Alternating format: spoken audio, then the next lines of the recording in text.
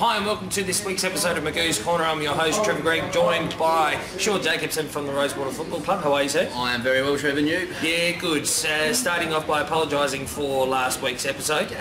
Things just got away from us absolutely, just ridiculously. So I think it's clear that I tried to move it on in a nice direction, but it just got out of control. Yeah. Gates were open. I've heard all about the goal. Thanks for bringing me up as well last week, Gal. That was much appreciative of my little story. No worries. Yeah, I wanted to stay away from it, but it's always good viewing. And of course, 50,000 views we notched up this week. Not in 1 week, but in total since we've been doing the magazine. So that's on the YouTube count. So that's an awesome effort from everybody involved, especially the producer. But thanks very much for your viewership. We really appreciate it. So let's have a look at Division 5 reserves and the current ladder position. And after 6 rounds, another club on 6-0 in Pulteney. Yep, I'm not surprised. They were strong last year in the B grade out in Division 5 reserves, but considering their A grade is sitting bottom of them, I reckon they might have a few B graders that'd be good enough to play A grade. I'd be pretty certain. Yeah, well, my mail is the coach is in the A grade, is not too positive at the moment, getting about 15 to 20 on the track. Okay. So I mean, been there, done that. So it just looks like the guys don't want to come to training because they don't want to get picked for A grade. Yeah, I wouldn't like training in South Parklands either. No. Especially with weather like this out there.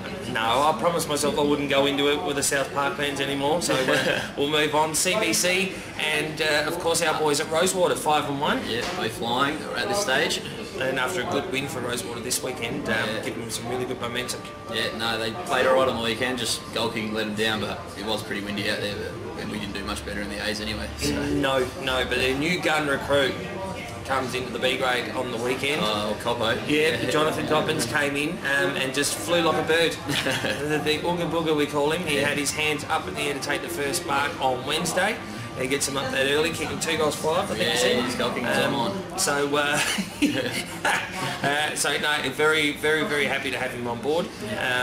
Elizabeth, 3-2. With a draw, which just happened on the weekend. Yep. Yeah, Smithfield and Hectorville also sitting. That's surprising with Hectorville, with their A grade, the way that they play footy. And their B grade wasn't too bad against us. Yeah. No, they were very good. Lockley's 2-3. They've also had a draw. Blackfriars 2-4. Saw them on the weekend. Glenunga and Greenacres, unfortunately, on 6. Yep. The old Fremantle Docker boys sitting at the bottom there. Glenunga, I did expect to see that this year with the changes that they've got. Yep.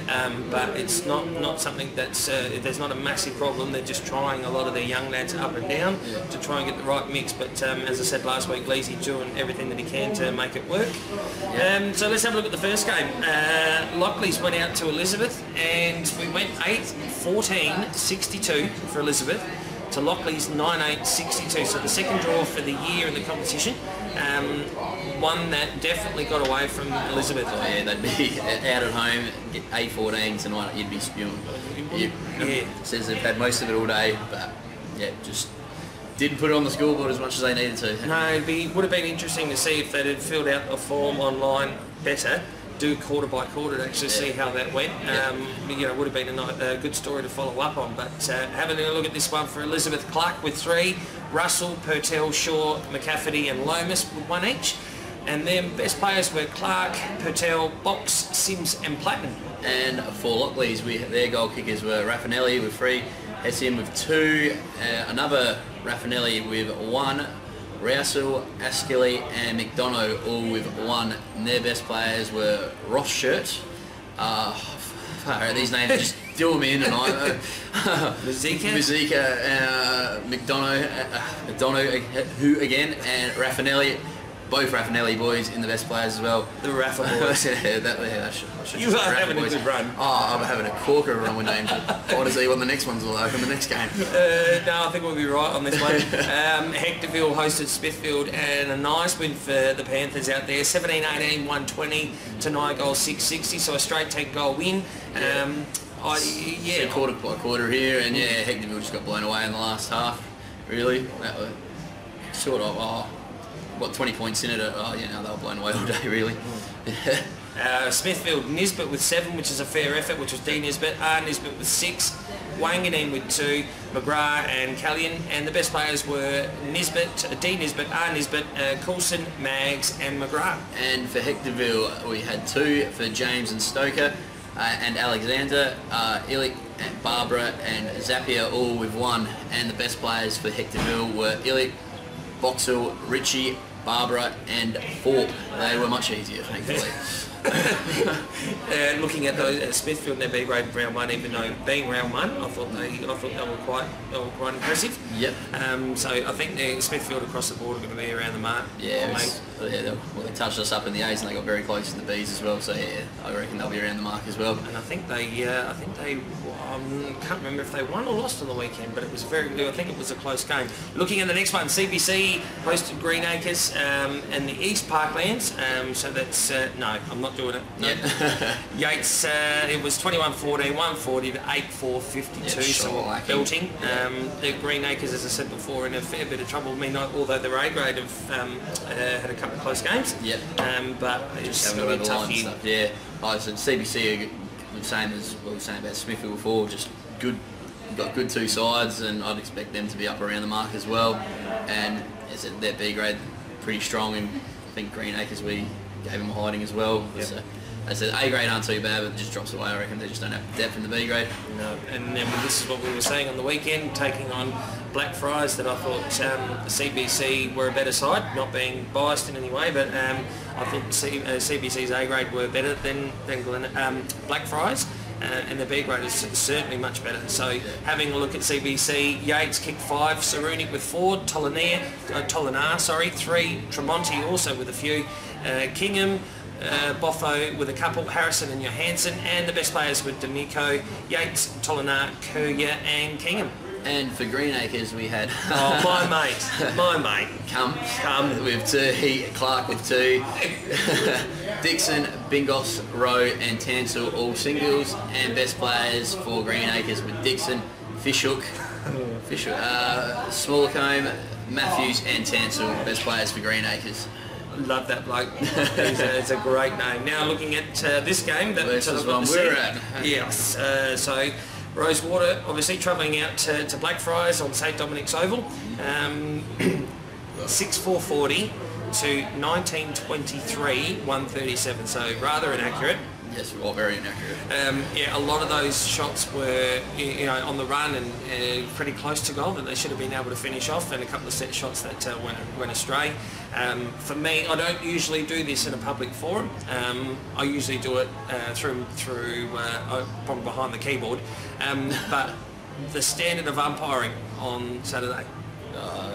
I've got to play on the weekend, so I might keep it in my I know where you're going, and I do agree. But I'll be as diplomatic as possible.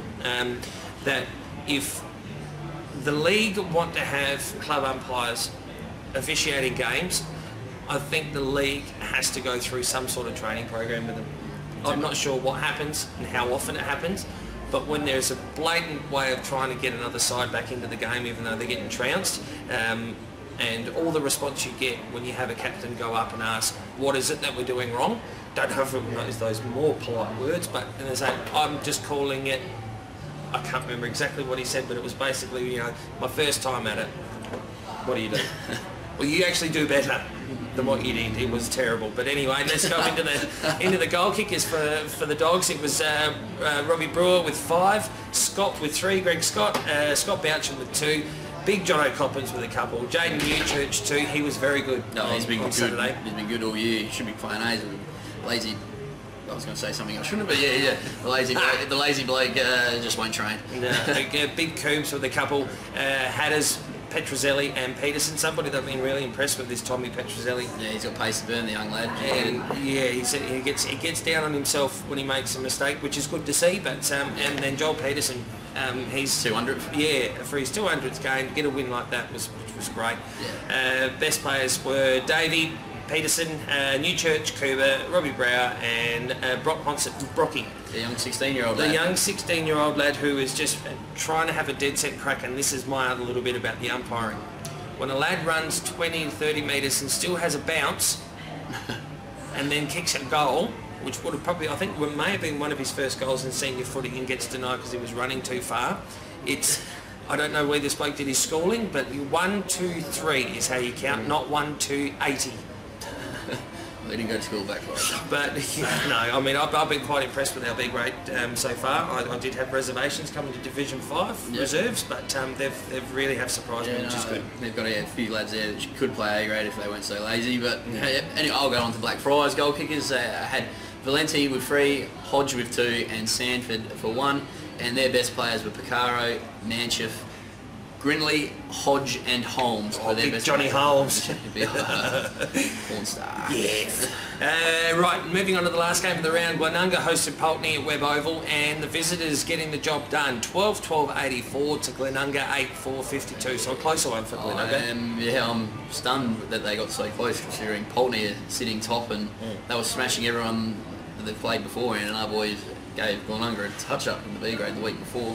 Said I'm a bit surprised, but yeah, no, good on Glenunga. Well, of course they would like the win, but it was a better result than the one before, the week before.